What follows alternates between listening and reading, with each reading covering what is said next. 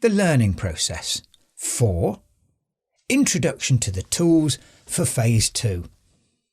Remember that Phase 2 corresponds to the implementation of the methodology defined during the setup and framing phase. During this phase, the facilitation team leads the application of tools that will help answer the guiding questions, those established by the learning process, as well as gather lessons learnt, recommendations, and various reflections on the experience being analysed. The tools may be designed through a variety of methods, such as interviews and group exercises. The interviews proposed in the context of this learning process approach are conversations guided by questions whose answers contribute to achieving the learning process's expected results. During this phase, basic and in-depth interviews can be conducted. Basic interviews explore the experience in general terms, while in-depth interviews are more comprehensive and ask about certain descriptive and analytical aspects of the experience. On the other hand, the learning process favours building collective thinking to capitalise on lessons learnt, recommendations and general reflections, which are precisely the most desired outcomes of the learning process under this approach. Building collective thinking can be achieved by applying group exercises. To implement these exercises, we use analogies, which are images that represent an experience. Based on the elements of the analogy, different moments and components of the experience can be addressed in a descriptive and analytical manner. Some examples of group exercises based on analogies, which we will share in this toolkit, are the tree, the river, and the cooking pot.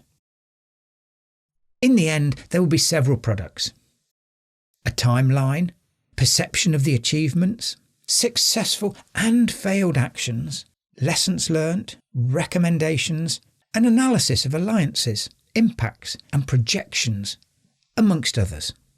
How to decide which is the best approach to use? Here are some guidelines. 1. Combining tools is the best option. Although the learning process favours collective thinking, during Phase 2 of the learning process, group exercises can be implemented together with individual interviews when necessary. We recommend giving priority to group exercises, workshops and focal groups when combining tools, and that the total number of interviews does not exceed 10 or 12. 2. Not all actors are interested or enjoy participating in workshops, meetings, or other types of group activities. Some actors prefer an individual interview. 3. The availability of time and financial resources will determine in great measure to what extent the diverse approaches can be combined in Phase 2. Interviews require fewer financial resources, because not only can they be carried out face-to-face, but also virtually and through telephone calls. However, building collective reflections, which is essential for this approach, is sacrificed when the learning process is based mainly on individual interviews and a review of documents from the experience. 4. We have learnt that it is highly effective to kick off Phase 2 by carrying out an in-depth interview with someone who is well informed about the experience being analysed.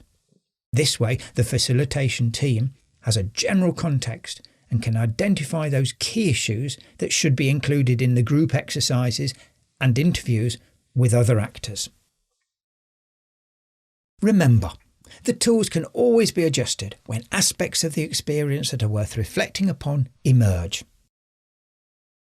It is part of the facilitation team's job to be watchful of what may arise and apply adaptive management without losing sight of what is established in the framing phase. Now that we know more about the tools that can be used in Phase 2 and the possibilities for their application, we are ready to go into detail on the basic and in-depth interviews in the next video.